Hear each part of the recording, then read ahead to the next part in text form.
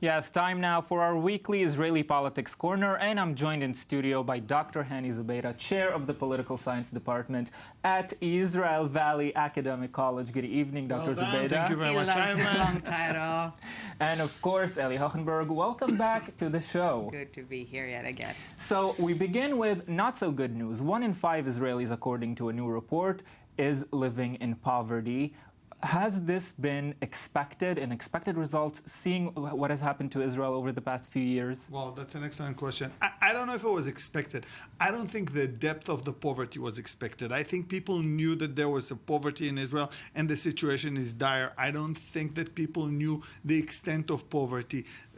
The report, which was published by the Israeli Social Security Institute, said that about over 1 million adults are below the poverty line and about over 770,000 children.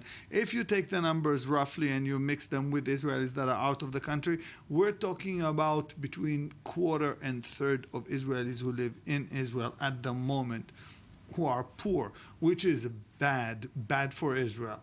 Now, the thing is that such a scenario, was supposed to be a celebration for the opposition parties, a government ruled by the same party for many years now.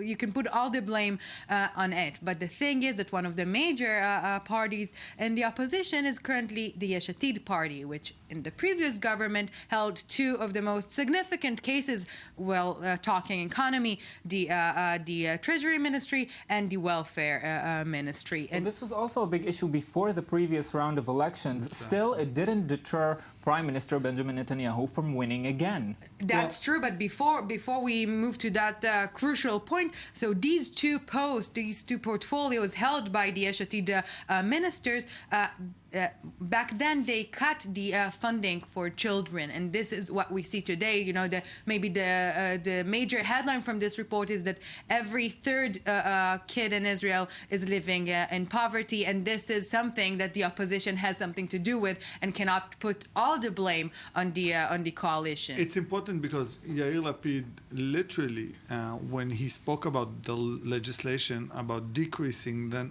amount of money that will be devoted to children as an allocation from the government, said this is the greatest achievement he has. Well, his greatest achievement, combined with Meir Cohen, who was the welfare minister, is right now the main item on the table discussing this poverty report. But on the other hand, from the coalition, we have Bezalel Smotrich from the Jewish Home. We all know him. He's a very colorful person. Yeah, colorful meaning racist, homophobic, misogynist, Arab haters, and so on and so forth. A very unique person in the landscape. Previously called the gay parade as the Beasts Parade, and so on and so forth.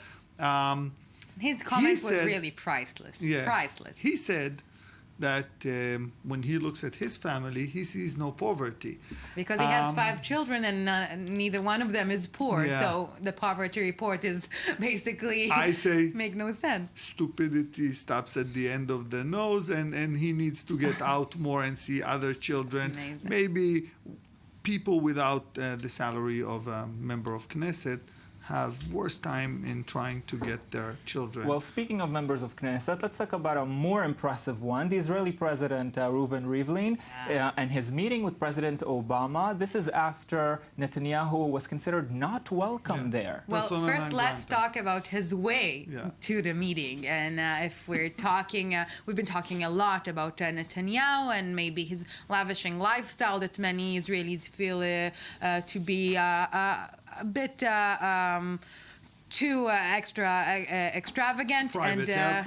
Private airplane, and each one of his travels obviously cost a lot of money, security, etc., etc.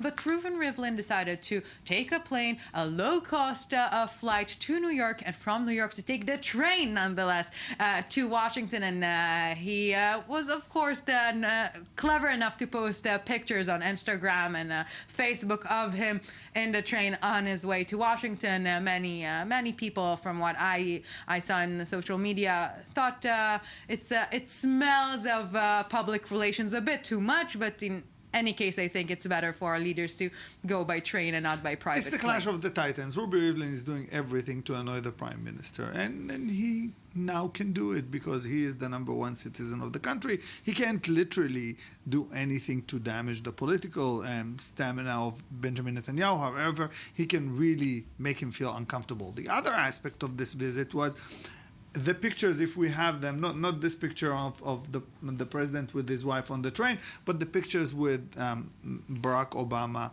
at the White House. This was a whole different spectacle. Yeah.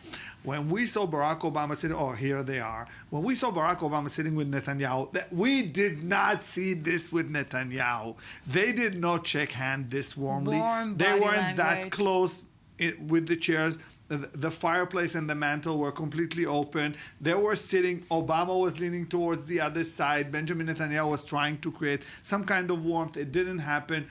Ruby Rivlin said, without words, your visit was a complete disaster and utter failure, and I came and I rescued the day, and Obama assisted him. And later. Bad news for the Israeli Prime Minister. Unfortunately, we have run out of time. So we can't tell about Netanyahu's dog biting people? I know you have a story with teeth in it. We can't get to it. We're moving